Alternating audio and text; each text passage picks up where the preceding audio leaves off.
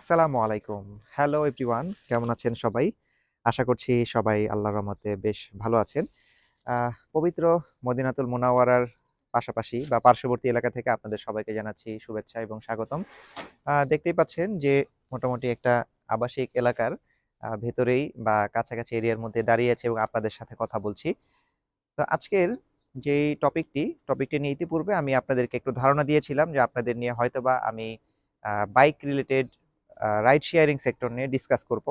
আজকে ভাবলাম যে এটা নিয়ে আরেকটু ভেঙে বা আরেকটু মানে কি বলে সেটাকে ক্ষুদ্র ভাবে যদি ভাগ করে আপনাদেরকে জানাই খরচের বিষয়টা, তারপর ইনকামের বিষয়টা এবং বাৎসরিক যে ইনকাম ট্যাক্স যেগুলো আছে, তারপরে রোড কস্টিং যে খরচগুলো হয়, চা নাস্তা পানি যাই বলেন না কেন যে যেটা খান, সবকিছু মিলিয়ে আপনাদেরকে একটা ধারণা দেওয়ার চেষ্টা করি। তো সেটা নিয়ে আজকে মূলত আপনাদের সাথে উপস্থিত হলাম। আমাদের এই ভিডিওগুলোর মধ্যে ইতোপূর্বে আপনারা দেখতে পেয়েছেন যে উবার বা পাঠাও বা ইনড্রাইভের রাইড শেয়ারিং টপিক নিয়ে আমরা ডিসকাস করেছি বেশিরভাগ আপনাদের গাড়ি নিয়েই বেশিরভাগ মূলত। আর এছাড়া অনেক সময় গাড়ির সেল পোস্ট দেখিয়েছি। আবার কখনো আমাদের এই স্মার্ট ড্রাইভার বিডি এই চ্যানেলের মধ্যে আপনাদেরকে দেখিয়েছি যে কিভাবে আপনারা একজন আ ভালো ড্রাইভিং স্কুল পেতে পারেন বা ড্রাইভিং শিখতে চেয়েছেন তাদেরকে আমরা ড্রাইভিং সেটআপ বা সাপোর্ট দিয়েছি। তো আজকে আমরা ড্রাইভিং সেটআপ বা সাপোর্ট এগুলো নিয়ে ডিসকাস করব না। আজকে ডিসকাস করব একটু নতুন টপিক, যেটা আমাদের এই চ্যানেলে হয়তোবা সম্পূর্ণভাবে নতুন বলা যায়।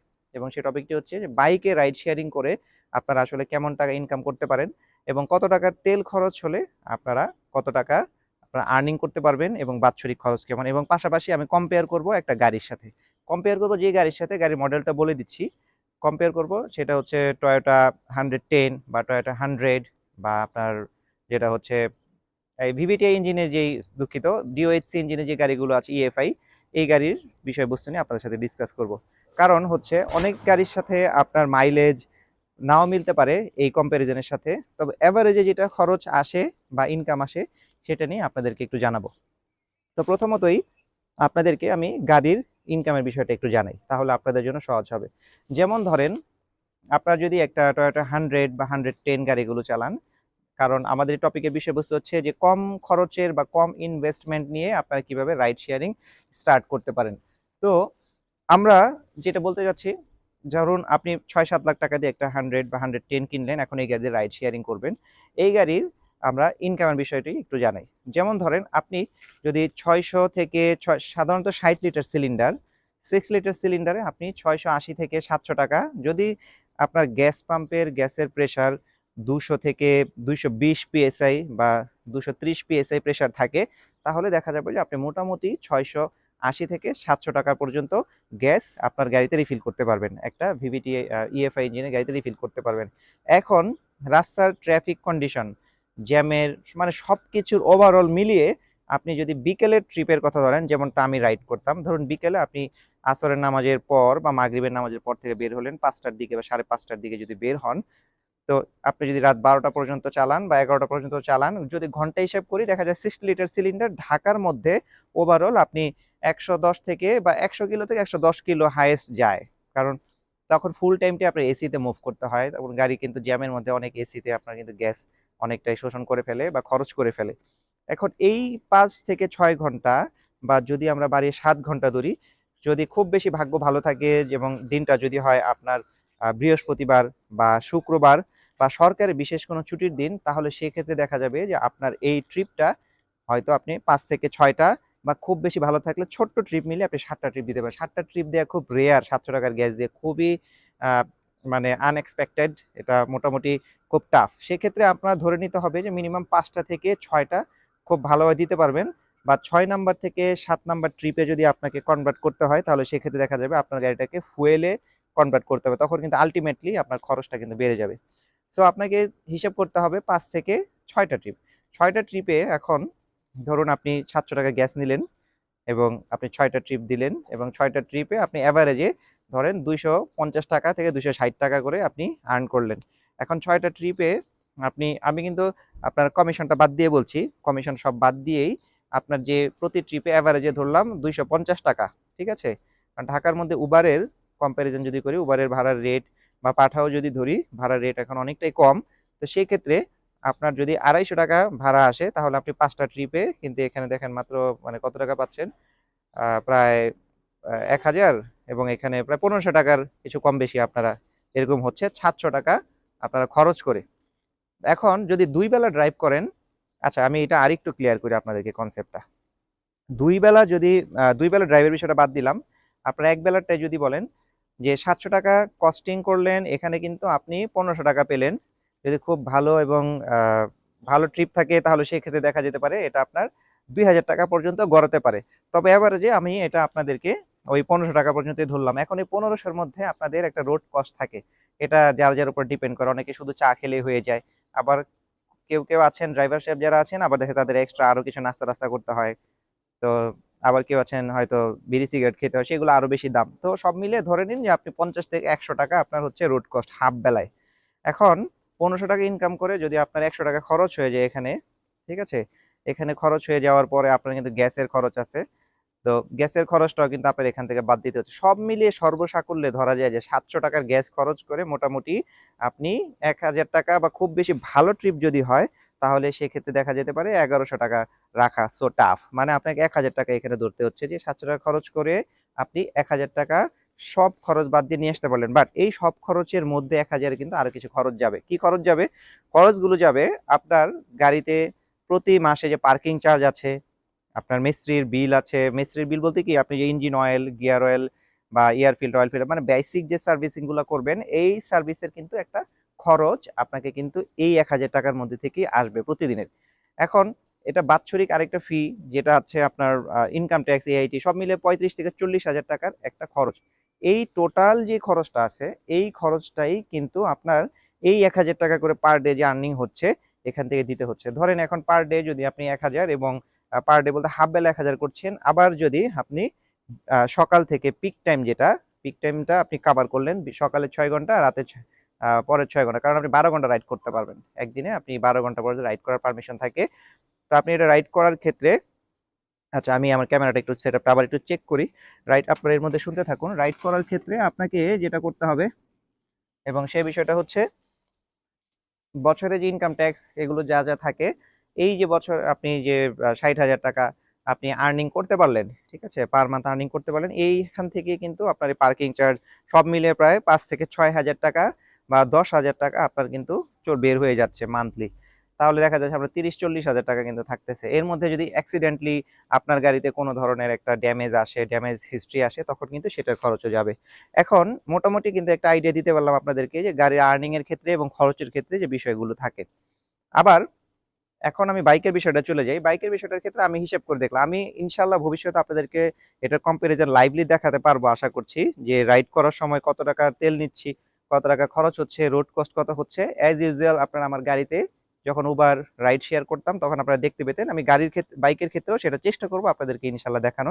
তবে আমিও আসলে আনুমানিকভাবে আপনাদের সাথে ডিসকাস করছি এবং একটা বিষয় আপনাদের সাথে শেয়ার করার চেষ্টা করছি, মূলত মিলিয়ে দেখব যে এটা আপনাদের সাথে আমার বক্তব্যের সাথে মিলে যায় কিনা। আমিও বেশ কিছু নিয়ে এনালাইজ করতেছি, ঘাটাঘাটি করতেছি। তো মূল টপিকে চলে যাই। টপিকটা হচ্ছে, ধরুন আপনি এখন বাইকে বাংলাদেশের একটা মিনিমাম একটা রাইড শেয়ারিং এর জন্য পারফেক্ট একটা বাইক হচ্ছে যে আপনি 100 সিসি থেকে 150 পর্যন্ত যেতে পারেন। যদি বাংলাদেশ সিসি লিমিট হাই এখন 350 বা 400 সিসি পর্যন্ত। তো রাইড শেয়ারের জন্য আপনার দরকার এমন একটা বাইক, সেই বাইকটা হচ্ছে আপনার আপনার তেলটা সাশ্রয়ী, ফুয়েল সাশ্রয়ী হবে, আপনার মেইনটেনেন্স খুব কম থাকতে হবে, এবং মোটামুটি আপনার বাইকটার ব্রেকিং সিস্টেম মোটামুটি ভালো থাকতে হবে, এবং রাইড করে আপনার কমফোর্ট ফিল করতে হবে। কারণ আপনি যদি দিনে 5টা 10টা 15টা রাইড নেন, আপনার বাইক যদি কমফোর্টেবল না থাকে তাহলে কিন্তু আপনার রিস্ট জয়েন্ট, শোল্ডার জয়েন্ট এবং আপনার ব্যাক পেইন এগুলো সবকিছুই কিন্তু আপনার দেখা দিতে পারে এবং বড় ধরনের সমস্যা হতে পারে ভবিষ্যতে। তো সব মিলে মাথায় রাখতে গেলে আপনাকে বাইকের ক্ষেত্রে ইনভেস্ট করতে হচ্ছে মোটামুটি আপনি 1 লাখ থেকে 1.5 লাখ টাকা বা হাইস্ট 2 লক্ষ টাকা পর্যন্ত খরচ করতে পারেন। এখন বাইক আপনি যাই কিনেন না কেন, মাইলেজের দিকে লক্ষ্য রাখতে হবে সবার প্রথমে। আপনার মাইলেজটা যদি 1 লিটার তেলে 50 কিলো বা 60 কিলোমিটার যায়, আমরা ধরেই নেই যে আপনার বাইকটা যাচ্ছে 50 কিলোমিটার, তাহলে এখন বাংলাদেশে 1 লিটার ফুয়েলের দাম হচ্ছে 122 টাকা। এখন পর্যন্ত 22 টাকা, 122 টাকা অকটেনের দাম। পেট্রোলটা বোধহয় 1-2 টাকা এদিক সেদিক হবে। সবাই মূলত আমরা অকটেনে ইউজ করি। তো আপনি বাইকের যে ভাড়াগুলো আমি এনালাইজ করে দেখলাম, মানে আমি নিজেও রাইড নিয়েছি বাইকে।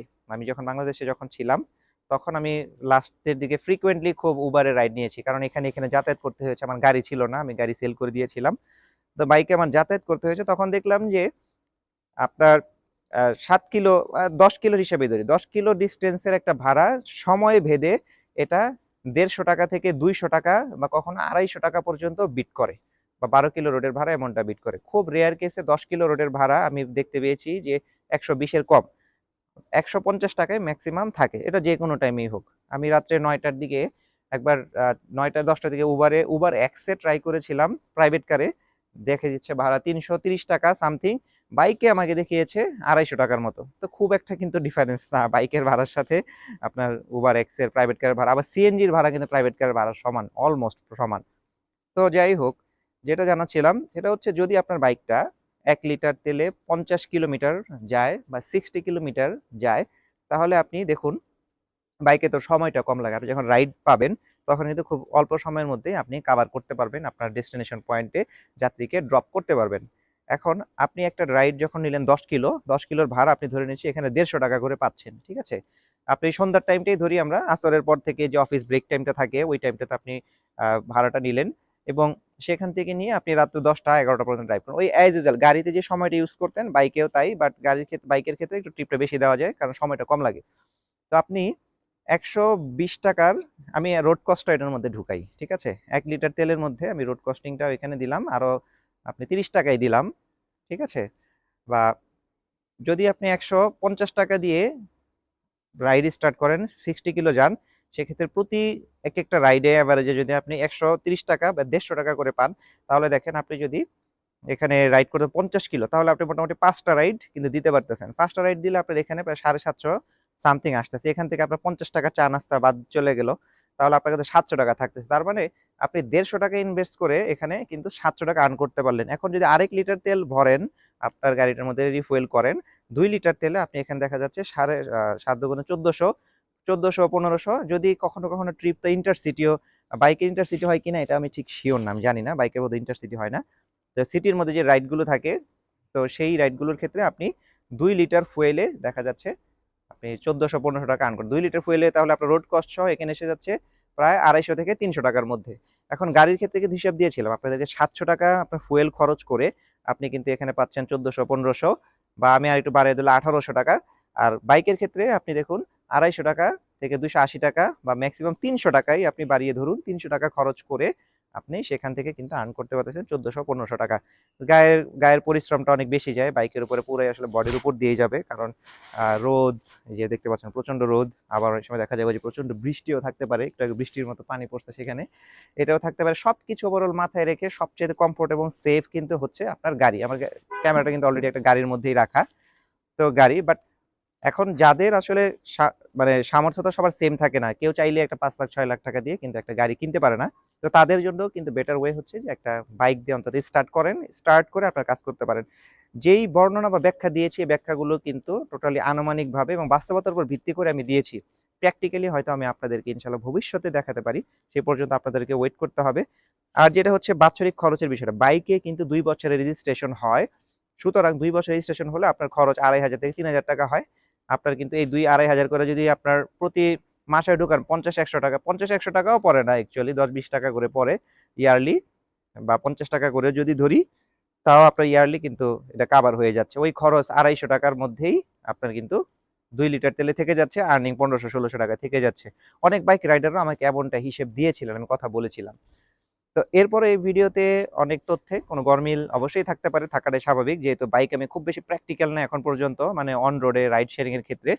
এবং পাশাপাশি আরেকটা রিকোয়েস্ট থাকবে, সেটা হচ্ছে আপনারা যারা বাইকে রাইড শেয়ার করেন আপনারা অবশ্যই চেষ্টা করবেন যে আপনাদের নিজস্ব সেফটি এবং নিরাপত্তার জন্য আপনারা অবশ্যই আপনাদের যে অ্যাপসটা থাকে উবার, পাঠাও বা ইনড্রাইভ, যে অ্যাপসই ব্যবহার করুন, অ্যাপসের মাধ্যমে আপনারা রাইড অ্যাকসেপ্ট করুন এবং পাশাপাশি আপনারা চেষ্টা করুন যে নিজের সেফটির জন্য অনলাইনের মধ্যে বা ডকুমেন্টেশন যখন আপনি রাইড নেবেন, আপনার রাইড যেন রাইড শেয়ার করা মানে লোকেশন শেয়ার করা থাকে আপনার প্রিয়জনের কাছে, যেন ইন অ্যান ইমার্জেন্সিস আপনাকে যেন তারা লোকেট করতে পারে।